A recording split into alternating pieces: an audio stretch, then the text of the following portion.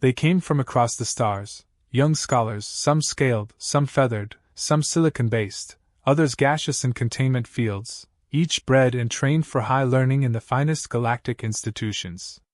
The hall echoed with the soft hum of translation fields and blinking interface lights, but no one made a sound. They all waited. Today's lecture was different. Today, they were told they would study a death world. The term alone drew tension. A death world was not merely hostile.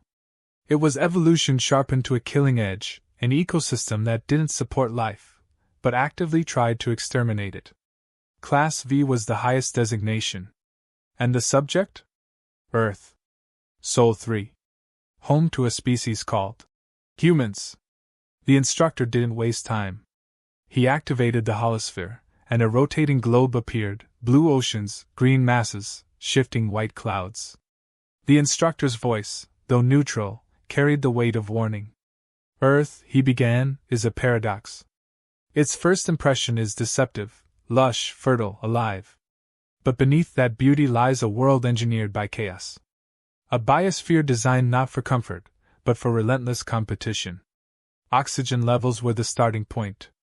21%, a concentration sufficient to ignite spontaneous combustion in many alien species. Fire exists naturally on Earth, fed by an atmosphere that itself is a flammable threat. The oxygen isn't merely breathable, it's volatile. That fact alone rendered most galactic species incapable of visiting the surface unassisted. For humans, it was baseline. Next came gravity, 9.8 meters per second squared. Not crushing, but higher than standard. Bone density in local fauna reflected the need for skeletal reinforcement. Atmospheric pressure, radiation exposure from a weak magnetosphere, daily and seasonal cycles, all contributed to environmental instability. The planet's axial tilt caused wild seasonal swings. Most intelligent species evolved on stable, temperate worlds. Earth's climate could kill unprepared organisms in hours. Then came water. It covered over 70% of the planet. On other worlds, water was a resource. On Earth, it was both life and threat. Oceans created hurricanes that spanned thousands of kilometers. Ice expanded and cracked open stone. Freshwater rivers flooded, changed course, carved out canyons. No ecosystem remained unchanged for long. Volcanism was next. Earth's crust was fractured into massive tectonic plates in constant motion. Earthquakes and volcanic eruptions weren't rare events, they were routine. Some eruptions altered global temperatures for years. Extinction events were part of the planet's rhythm. Earth reset its biosphere multiple times, and life still returned, meaner, leaner, more adapted. Students murmured uneasily. One noted that on their own world, a minor quake in a single continent was considered a millennial disaster. Earth had thousands annually. It wasn't that humans learned to survive these forces, they evolved with them. Earth didn't breed survivors. It bred competitors. The atmosphere was yet another crucible. Ionizing radiation from space, partially blocked by a barely sufficient magnetic field, constantly bombarded the surface. Without ozone, DNA mutation rates would be catastrophic. But humans thrived, adapted, evolved immunity strategies, and even developed technologies to reverse the damages Earth inflicted. Flora and fauna were not passive background elements. They attacked. Even plant life fought for dominance, thorns, toxins, chemical warfare, invasive root systems. Fungal infections could strip a creature's nervous system. Insects operated in swarms, displaying coordination rivaling military units. Apex predators weren't singular threats. They were numerous, evolving constantly. Earth didn't have a food chain. It had a food war. And yet, despite all this, humans rose. They didn't merely coexist, they dominated. The professor paused on that point, allowing the silence to punctuate the statement. No other species in the known galaxy had arisen from such a relentlessly lethal environment and gone on to achieve interstellar communication in such a short evolutionary time span. Humans did not eliminate threats, they adapted alongside them. They didn't eradicate predators, they studied them. Venom became medicine. Fire became a tool. Storms were predicted, then diverted. They built homes atop fault lines and returned after each quake. Where others would flee, they rebuilt, smarter, stronger, higher. The instructor concluded the first segment with a warning: Earth was not unique because of its resources, location, or beauty. It was unique because of its attitude toward adversity. The planet punished weakness without mercy, and in doing so, shaped a species that normalized suffering, learned from failure, and turned disaster into ritual. One student raised a trembling limb and asked the question now silently hanging in the air: if this is just the world, what kind of beings does such a world produce? The instructor didn't answer. He didn't need to. The question itself was the answer. Earth's environment is not merely challenging, it is a constant, unrelenting war. Its natural elements don't just present obstacles, they actively behave as agents of destruction. In the first lecture, students were introduced to the concept, but now they would see the full scope of how Earth's own nature functions as a weapon against life. Storms, rain, snow, heat, and cold are not just variations in weather, they are instruments of death. Hurricanes on Earth can span hundreds of kilometers, tearing across land with wind speeds that reduce entire cities to rubble. These systems form with unpredictable force due to rapid fluctuations in temperature, humidity, and atmospheric pressure. A sunny day can transform into a lethal storm front in mere hours, and prediction models often fail to account for Earth's volatile temperament. Rain does not fall as a gentle blessing. In many regions, it brings with it floods, landslides, and lightning storms.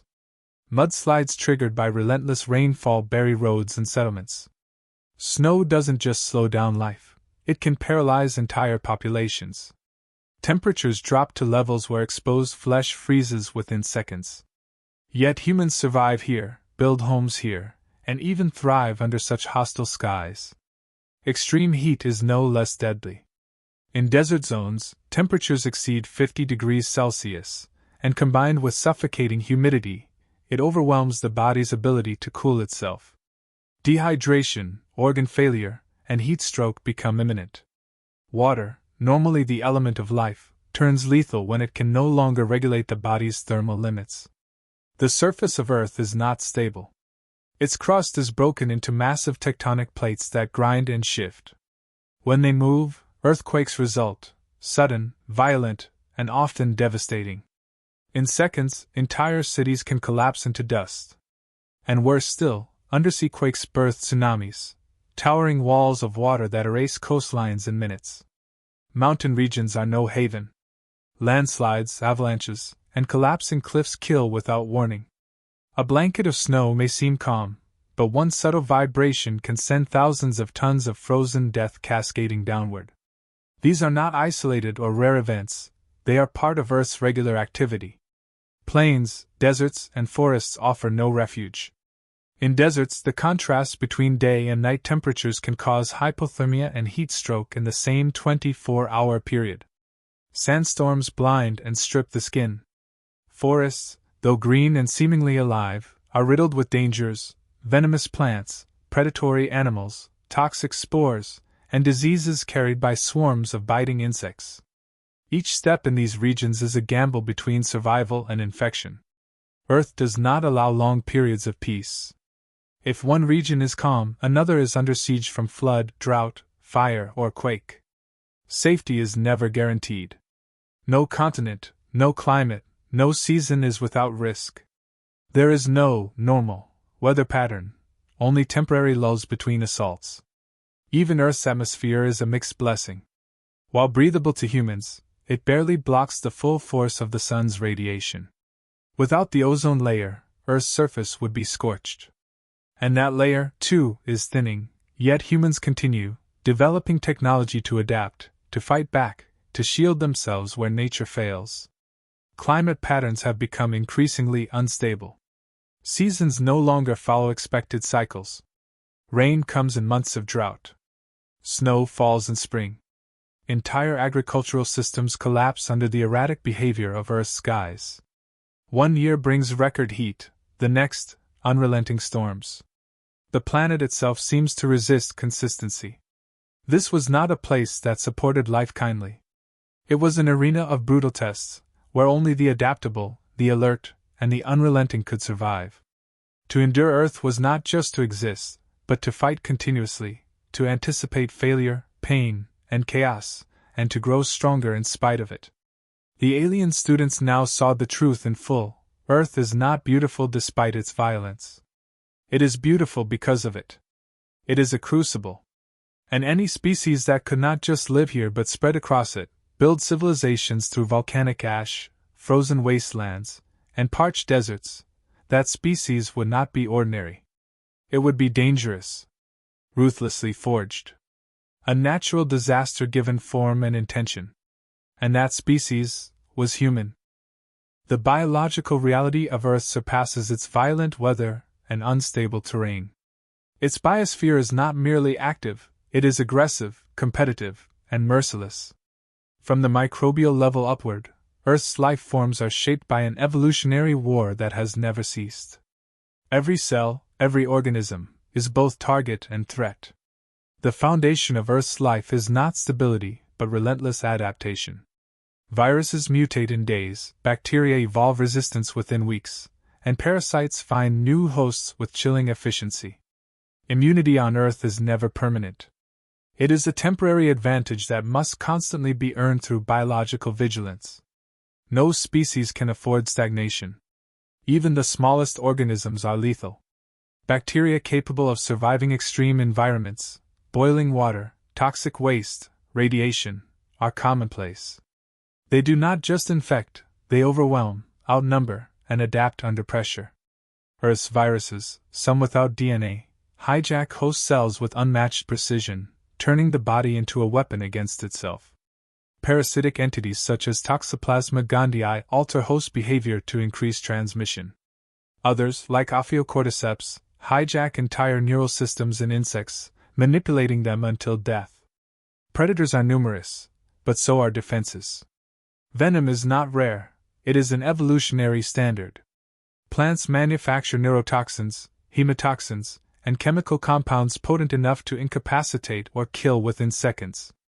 Insects deliver painful stings, carry plagues, and swarm in numbers that can overwhelm most creatures. On Earth, size offers no safety. Even microscopic organisms can bring down the largest mammals through infection or systemic failure. Earth's food web is layered with complexity and danger. Nothing is passive. Every organism must consume, compete, or perish. Many life forms have evolved camouflage, mimicry, or deception just to survive. Some resemble leaves or twigs to avoid predators. Others imitate dangerous species despite being harmless. Deceit is as vital as strength. Humans were not born at the top of this structure. They earned their place through centuries of exposure, learning, and overcoming. Their immune systems are highly reactive, capable of learning from exposure and retaining biological memory. The concept of vaccination, introducing weakened or simulated pathogens to train the body, was developed not from fear but understanding. Humans didn't just defend against pathogens, they studied and domesticated them. Human evolution favored flexibility over specialization. Where most creatures developed narrow defenses against specific threats, humans evolved broad-spectrum strategies. Their bodies respond aggressively to foreign intrusions. Fevers, inflammation, antibodies, all are violent internal responses. The human body treats invaders with full-scale biological warfare. Yet survival wasn't just physical. Intelligence and memory became their primary tools. They learned which plants cured and which killed. Trial and error claimed countless lives, but knowledge passed on ensured progress. Earth forced its life forms to learn fast or die young, and humans internalized that lesson more effectively than any other species. Diseases were not rare events, they were part of the planet's rhythm. Epidemics swept across continents. Black Death, smallpox, influenza, each carved deep scars into human history. And each time, humanity adapted, developed resistance, and grew stronger. Viruses and bacteria evolved, and so did human countermeasures. Medicine became an extension of evolution, directed by intent rather than chance. Predation among animals was brutal and efficient. Earth's apex predators, bears, big cats, crocodiles, orcas, were all optimized killing machines. But humans learned to turn these predators into tools, to outthink, outmaneuver, and eventually domesticate some of them. Wolves became allies. Horses became transportation. Nature's dangers were not removed, they were assimilated. Earth's ecosystems punished the weak and rewarded the adaptive. Intelligence alone was not enough. Memory, cooperation, and communication elevated survival rates. Humans evolved language not just to speak but to warn, plan, and teach. Knowledge became a form of immunity, a defense that required no claws, no venom, only understanding. Even today, the threats persist. Antibiotic resistance is rising. New viruses emerge annually. Wildlife still attacks. Toxins still exist in edible-looking forms. Yet humans remain, always advancing. Genetic engineering, immunotherapy, and disease mapping represent the next step in the same ancient war. This time, the battlefield has microscopes and code. For alien scholars, these revelations defied every familiar pattern. Most species achieve equilibrium with their environments. Earth's species, particularly humans, never stopped adapting because Earth never stopped attacking. There was no balance, only escalation. It was no coincidence that humans were forged here. Their biology, psychology, and culture all reflect a world where existence demands aggression, flexibility, and the will to overcome. The struggle is written into their DNA. Earth never offered them peace. So they became the kind who didn't wait for it. Humans are not the strongest species on Earth, nor the fastest, nor the most naturally protected. What sets them apart is their capacity to adapt, to strategize, and to dominate through intellect, endurance, and collective force. They were never given safety by nature. Instead, they took it by reshaping their environment and themselves. Unlike most apex organisms, humans are not solitary killers. They function as social predators, operating in coordinated units, communicating constantly, and refining tactics in real time. They evolved with the ability to track prey across vast distances without rest, using endurance as a weapon. Most animals sprint, humans pursue. Persistence hunting allowed them to outlast faster creatures by following them until exhaustion took hold. It wasn't brute force, it was patience turned lethal. Their physiology is tailored to survival and extremes. The human sweating mechanism allows for continuous exertion in high heat without overheating, rare even among Earth's fauna. Their hands, equipped with opposable thumbs and fine motor control, made them builders of tools, weapons, and machines. Every advantage not provided by evolution was constructed manually, through necessity, not privilege. Their omnivorous diet meant they could survive on nearly any terrain. They consumed plants, animals, fungi, and even developed the means to digest borderline toxic substances through cooking and fermentation. Fire became a revolutionary tool, not just for warmth, but for transformation. It sterilized food, hardened tools, provided protection, and shaped landscapes.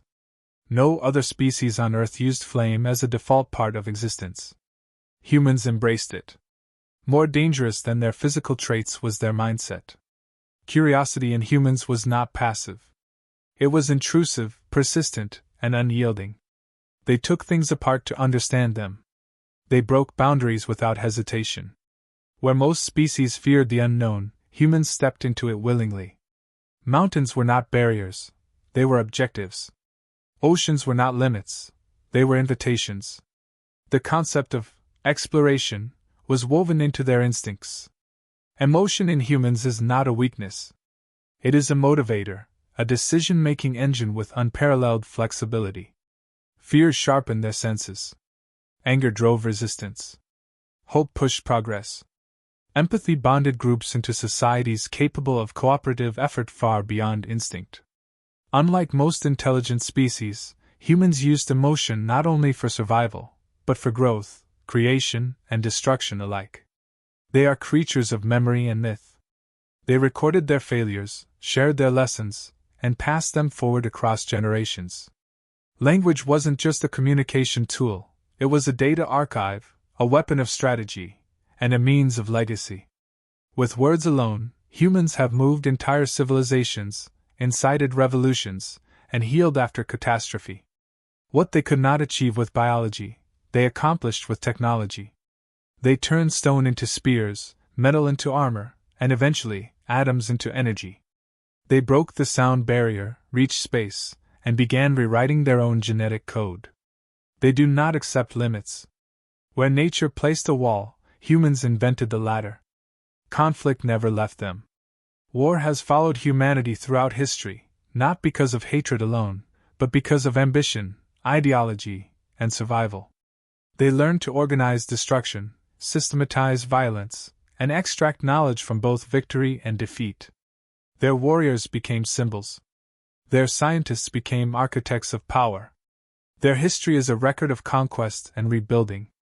Their perception of death is another anomaly. Unlike many sentient species that avoid risk at all costs, humans run toward it when purpose demands. They willingly sacrifice for ideals, for others, for unknowns. Martyrdom, heroism, defiance, they embrace these concepts, finding identity not in comfort, but in challenge. Even their entertainment mirrors their nature.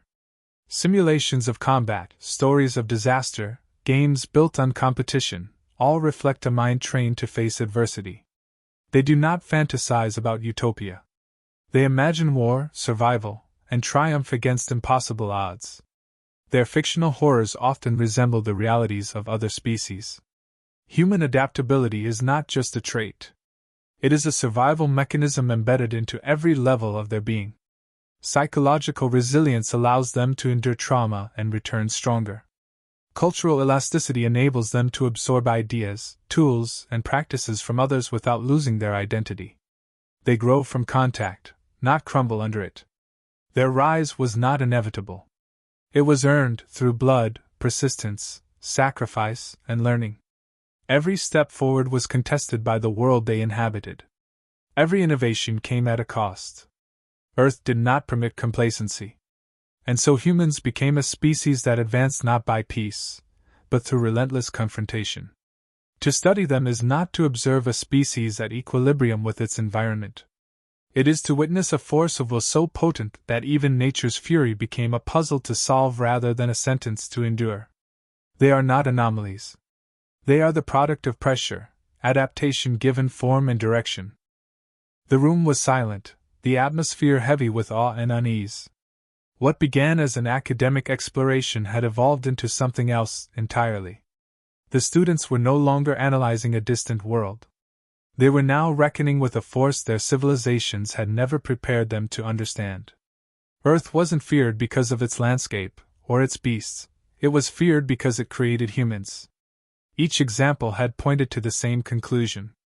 This species was not an exception, it was the culmination of everything violent, volatile, and volatile about its planet. Humanity wasn't merely a product of Earth. It was Earth's final answer to the universe's indifference. And that realization made the room feel smaller. Then, without warning, a voice, clear, measured, and unmistakably alien to them, spoke from the back. "We call it home." Heads turned. Some froze, others shrank. They hadn't noticed him. He hadn't announced himself. There was no reason to believe a human would be present during a lecture dissecting his species. Yet one had been there the entire time, silent, observant, listening to their every reaction. He stepped forward. Not aggressively, but with the certainty of someone who understood exactly where he was. There was no visible weapon. None was needed. His very presence shifted the energy of the room. A being shaped by trial, sharpened by adversity, and born from a world so merciless that thriving in it was considered unnatural by most galactic standards. His words were few but deliberate. "You see danger. We see challenge.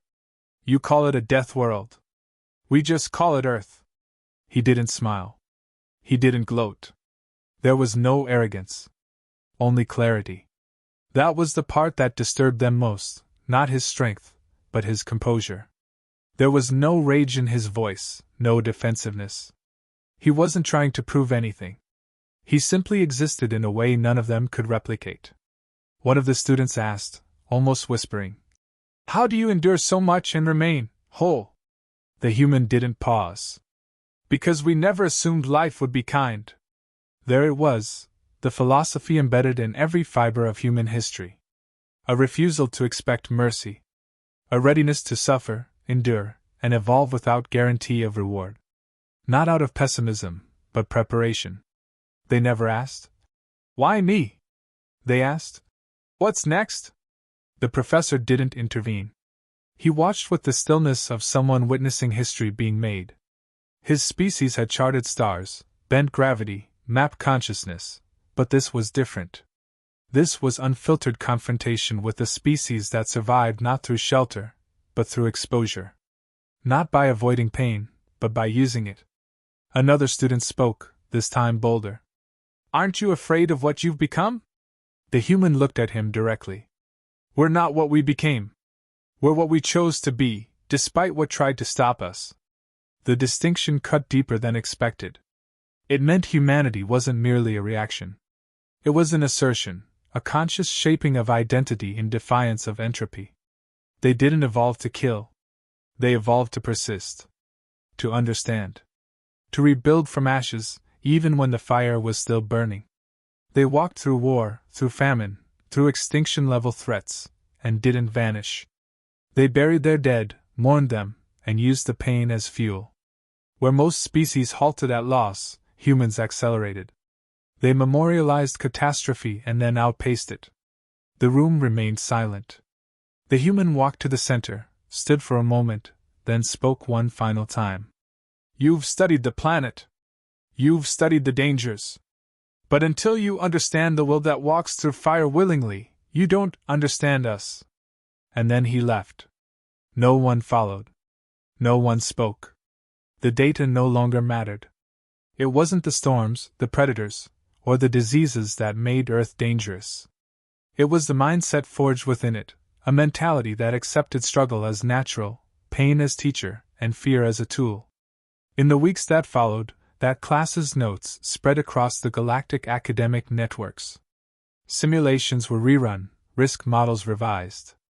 Entire civilizations adjusted their diplomatic strategies. Some increased distance. Others sought cautious contact. But one thing unified them all: respect. The final warning label placed on Earth's digital profile was revised. Not just Class V Deathworld. It now carried an additional line. Inhabited by humanity. Caution, will adapt. And with that, Earth's reputation became legend. Not because of what it was, but because of who called it home.